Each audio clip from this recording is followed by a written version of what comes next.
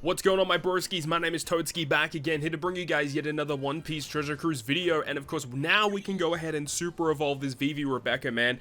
This Vivi Rebecca, I believe the super evolution came out in December, I want to say. Maybe it was November, but I'm pretty sure it was December. And the fact that they paywalled this character behind a stupid Sugo Fest is just the most ridiculous thing ever, because this character is not worthy 1 ounce of being locked behind a paywall. This character, man, I mean, this is just not going just for Vivi Rebecca. Like, I'm not singling out this unit. It's just super evolutions in general.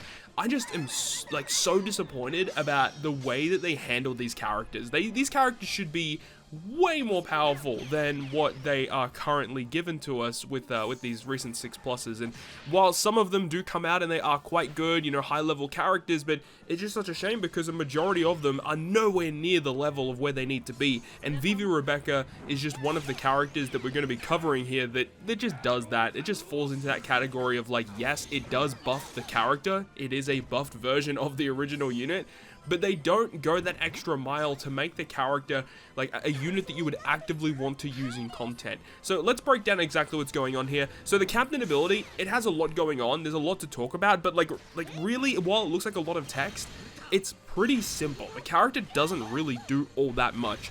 It is focusing on Striker and Cerebral, which is honestly a pretty good like class combo. Like Striker Cerebral is very, very good.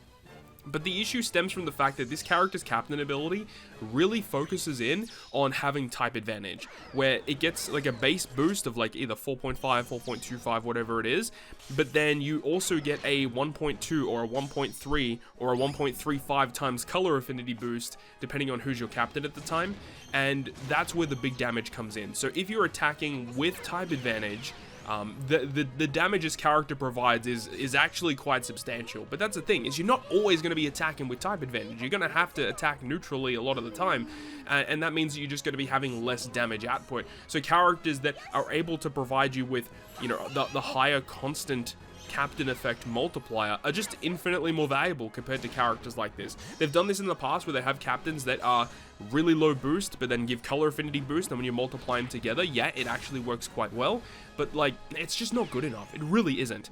On top of the fact that this character doesn't actually provide any utility as a captain, so while the damage multipliers are not good, the actual, like, the usefulness of using them as a captain also isn't there. There really is no reason to use Vivi and Rebecca as a captain in almost any content ever.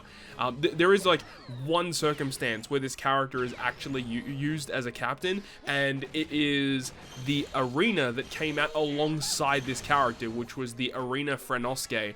So it's crazy, man, that, you know, there's just no reason to use it as a captain.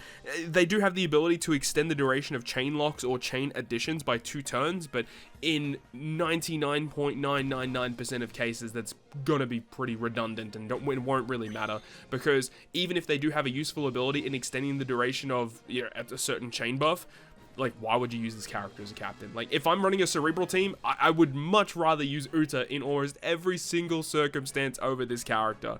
Anyways, that's enough pooping on this character's captain ability. Let's have a look at the special, because I think the special is the main reason you would go out of your way to use this character. So first of which, it does remove bind and special bind by 7 turns. And I feel like that's the most useful effect in this character's kit. If there's ever content that has like a lot of special bind, a lot of bind, and you're able to use this character, then yeah, this character is going to be pretty good for that reason. And on top of that, it also provides Cerebral and Striker characters with a 3-turn attack and orb boost. And while 3 turns is very good, I feel like there actually may be circumstances where you don't want it to be 3 turns. You know, sometimes if you want to use it on like a mini boss stage and you got to carry the buffs in, and if you've got better buffs that you want to use over this character, like, that could actually be kind of detrimental.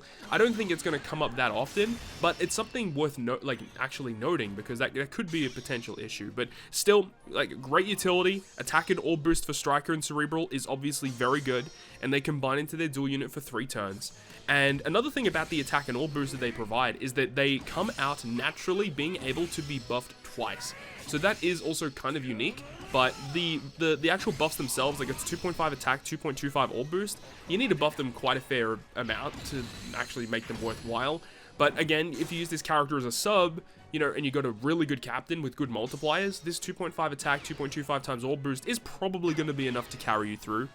And then the other effect at the end is just the most redundant effect I've ever seen, man. So it says that if this character slot is rainbow when you launch the special, it removes 2 turns of damage nullification. Why are you doing this? Seriously. And oh my god, I'm actually losing my mind about this. Why would they give this character this ability? This character has no way of generating their own rainbow slot. Like, even if it had to be via a super switch, right? Even if you had to use their super switch ability to generate that rainbow slot, and then you could remove nullification, that would actually be kind of cool, because removing damage nullification is actually a pretty rare effect. There's not a lot of characters that do it, or should I say, there's not a lot of good characters that do it. And this would have been a nice character to add to your arsenal, but unfortunately, you need to have rainbow slots, which this character doesn't provide, so you need to use other characters in order to do that, in order to facilitate the damage nullification removal. Overall, just really dumb. I think this character wasn't really designed all that well. But if we take that component out of it, this character basically boils down to being a glorified bind and special bind remover. That's going to be the main use case for a character such as this. So unfortunately, not really that exciting. We can go ahead and talk about their switch ability, because the switch ability is not bad. So first of which, the base switch and the super switch have the ability to completely remove their own special bind, which is obviously going to work very well with this character. You also get the ability to tap perfects, so make it easier to land those perfects.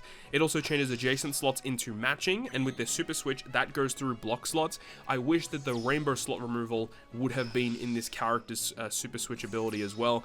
And then you get a bit of healing, and you get a 1.5 times chain multiplicative buff. So, you know, if you use him as a captain, you'll be able to get chain addition extension or chain lock extension, and then this character does the chain multiplicative stuff. So it's fine, right? It's an okay switch ability, but it's nothing to write home about. It's just very disappointing that we get these super evolutions, and especially when they go out of their way to paywall this character behind some stupid Christmas Sugo Fest, where you can only pull them separately on their own banner, and then we don't get to get access to this unit for like another 3 to 4 months after it. Just terrible, terrible, terrible management for these super evos. And look, it's not only just for this character. Obviously, we had Halloween Perona doing the same thing. Super Tandem Luffy was kind of the same way.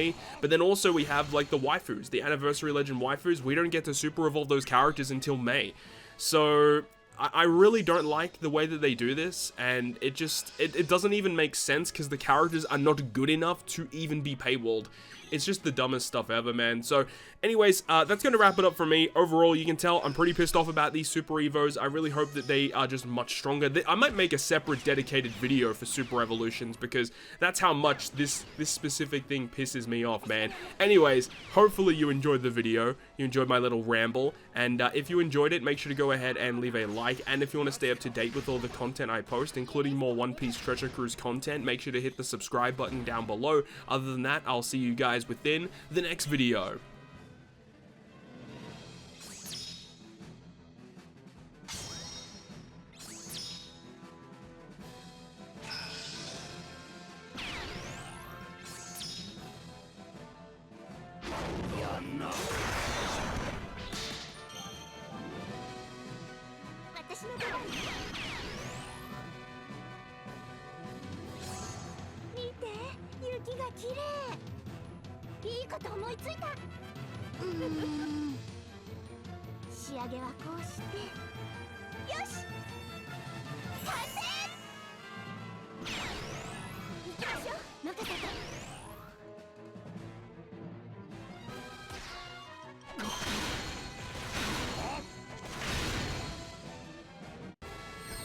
そんなに怖いか新時代が